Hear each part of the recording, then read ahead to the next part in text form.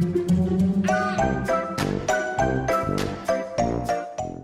guys, Sandy here. Welcome back to my channel. Today I am playing with some awesome Brutus Monroe products. I've pulled out the Beware Blvd stamp set. Now I've used this a couple times before, but I still think it's great for this spooky little spider donut that I have. I also pulled out a couple Chroma Glazes. I pulled out Sherbert, Sapphire, and Pearl. And then of course, I went and looked for a couple paper collections that might work. So I have Pumpkin Spice, Playful Plaid, and Haunted Mansion. So let's see what I can do. Alright guys, so I'm starting out with some white cardstock, and I'm using the Sapphire Chroma Glaze here as a little bit of mixed media that is going to peek out from underneath of my photo and some paper strips that I plan on placing all the way across the page. So I'm kind of making it a little bit messy. I'm not making it too thick. I just want this little bit of mixed media poking out. Now I could have gone all the way down from where I wanted it to start to where I wanted it to end. However, to me, that's just wasting product because I know I am not going to have anything visible there. That is all going to be covered up. Now, if I had no idea what I was doing, a lot of the times I'll just make a background and figure out what I want on it. But in this case, I actually kind of knew what was going on. Go figure. Now, I did wipe off my palette knife right there in the center, and that is because you're not going to see it. We're going to cover that all up. Now, I decided to make some orange splatters with the Sherbert Chroma Glaze, and because I am a lazy scrapbooker, my palette knife has lots of other colors of other glazes left over upon it. So my bright Sherberty orange color kind of gets muted. The blue mixes in with it a little bit and it kind of mutes it. Now, which is fine, it works out fine.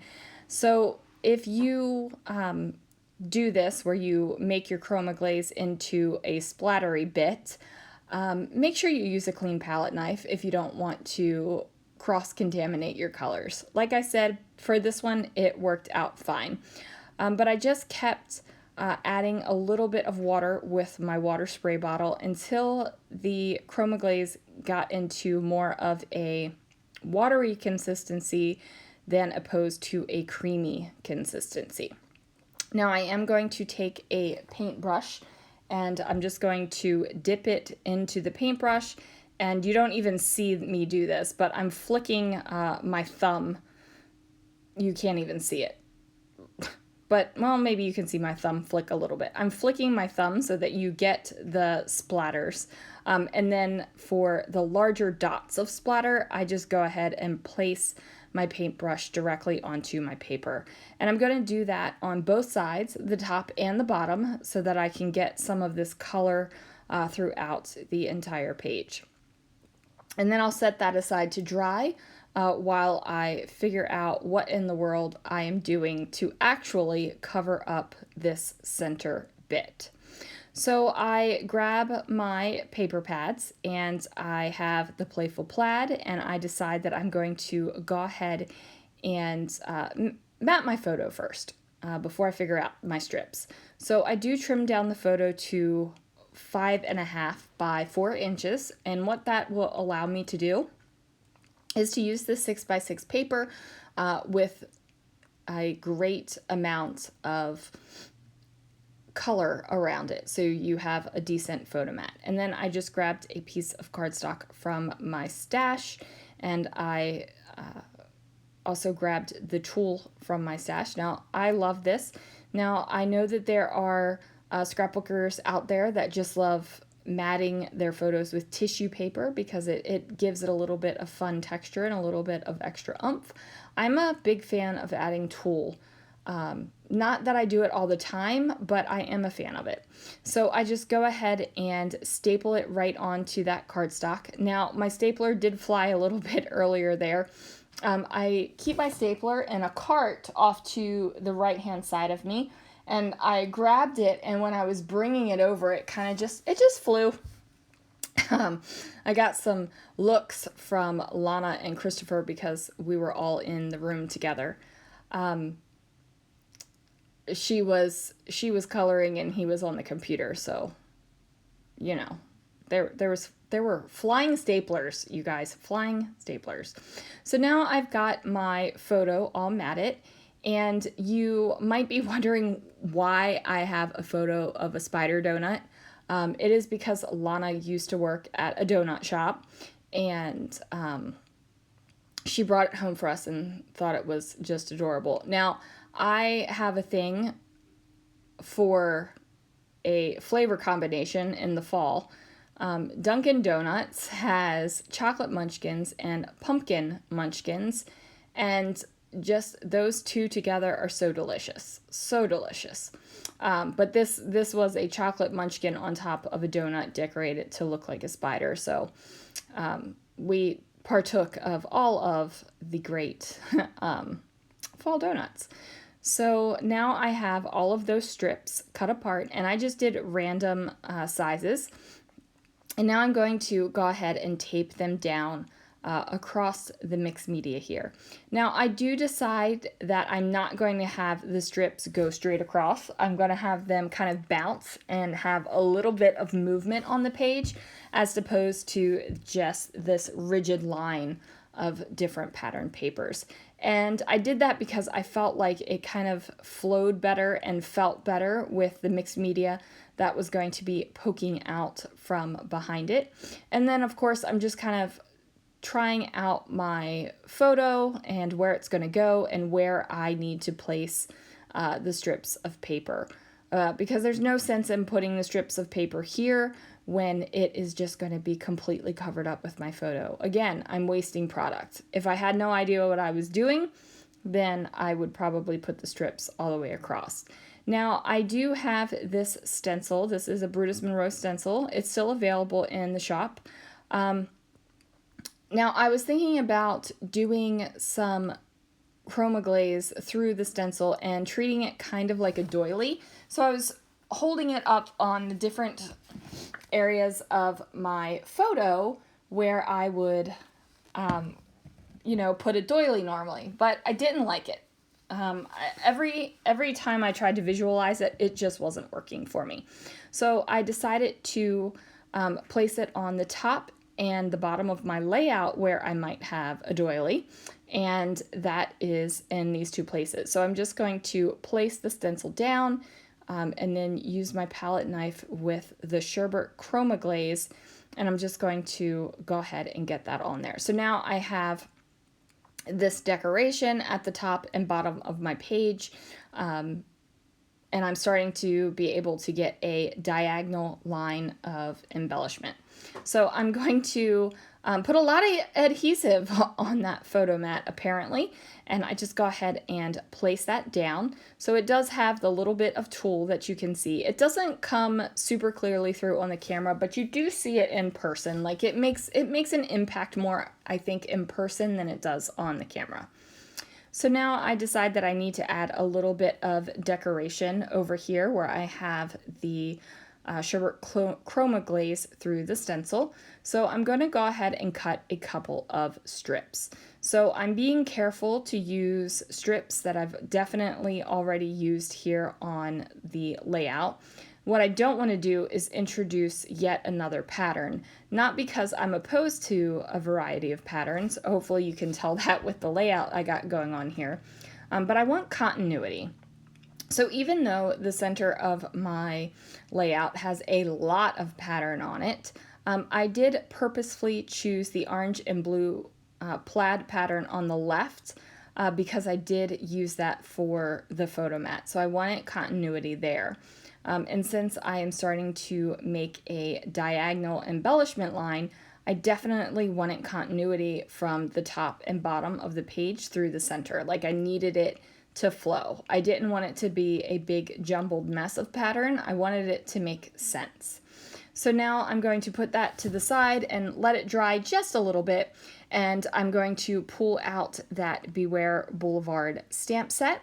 Now this stamp set does come with it doesn't come with, but it does have coordinating dies available for it, which makes it a lot easier than fussy cutting out, which is what I am doing right now. but that's okay. So I'm just going to put some white cardstock in my stamp positioner tool here, and I'm using the Brutus Monroe Raven Detail ink. It is my absolute favorite black ink, you guys.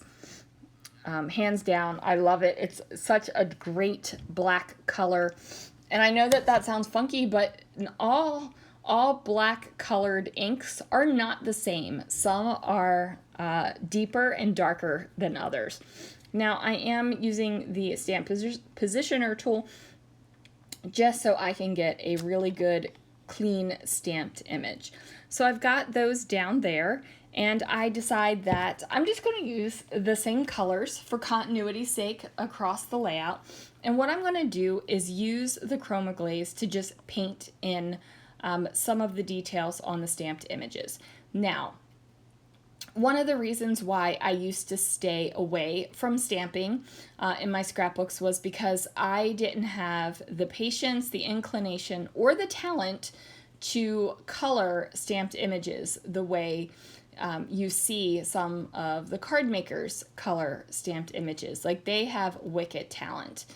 But I love stamped images, and I decided that I was going to color them the way I wanted to color them and make them work for me in my scrapbook pages. And then doing this makes it work for me. So I am just painting on the color, and I'm not doing any shadows, I'm not doing any extra dimension, I'm not doing anything but painting on a little bit of color. Now, this cute little monster hunchback guy did get a nice blue outfit, and then I'm going to color part of the house orange, just the roof, and then I take that pearl Chroma Glaze and I'm just going to color in the white areas, and it does a very, very subtle little shimmering, just a very subtle little bit of it. It really doesn't come across the camera whatsoever. But again, you see it in real life. So if you were flipping through my scrapbook albums, you would see a slight little shimmer on the haunted house. You would not see it on the camera. And, you know, sometimes that's just the way it goes. So now I'm going to go ahead and figure out the strips for the embellishment of these stenciled areas. And I cut out a little line of those gravestones from that paper and placed it there on the bottom. And then I wanted a even thinner plaid piece up here on the top. So I went ahead and did that. And now I'm going to bring in a little bit more stamping. So it says here for the booze up here at the top. And then I'm going to add in stamping here at the bottom after I get the title on. It's going to be part of the title. But I'm going to fussy cut these stamped images out. The good thing with painting with the Chroma Glazes is if you paint thinly, like I did, it dries in no time at all. You really don't have to have a whole lot of wait time for drying. And just a fun little fact, the orange Sherbert color that I stenciled through on the top and the bottom of the page, that's not completely dry, guys. It's just not. But, you know, I'm impatient and didn't want to wait for it to completely dry. Now, I am fussy cutting these bad boys out, and what you will want to do is hold your scissors. If you're using traditional scissors and not like a snip type of scissor, you want to, although I would imagine the snip type of scissor, you would probably do the same thing. I've got to get me a pair of those scissors so I can try them out. So anyway, you want to get a pair of scissors that feel comfy in your hand, and basically you just want to open and close the scissor and use your opposite hand to move around the item that you're fussy cutting. That's going to give you the smoothest cuts. So I am going to pop that little hunchback guy up. He's going to be down here on the bottom of the layout. And then once I get the little creepy haunted house fussy cut, that bad boy is going to go next to the photo. And I just think this is the cutest thing ever. I especially love that it has a gutter going down the side of it. Like, that just makes my day.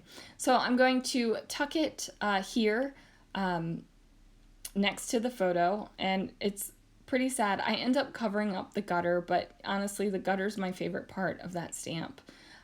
If I would have thought about it ahead of time, I probably would have put the photograph on the left-hand side of the page so I could tuck the little house next to the photograph and you could still see the gutter, but I didn't think about it, so that's where we are. Now I am going to use these Simple Stories foam letter stickers. Now you can get these in the Brutus Monroe shop. There are a variety of colors. So I'm just going to go ahead and spell out the word donut. And then I've thought, you know, I was thinking about just calling it Spider Donut. Like that's not, it's like, here it is, it's a spider donut, not a creative title whatsoever. Not every title has to be some sort of epic thing, guys. It can just be, this is what it is. But I do decide to stamp out the word eek instead of putting spider donut on it because I kind of just liked eek donut, and that's what was going through my mind and my head while I was doing it, and I think I even started doing that out loud because I was getting some funky looks from Christopher and Lana. But there it is, you guys. Here we have my layout celebrating the creepy eek donut from Lana's work. Thank you so much for joining me. Of course, links will be down below if you're interested in checking out any of the products, and I will see you guys again real soon for another video.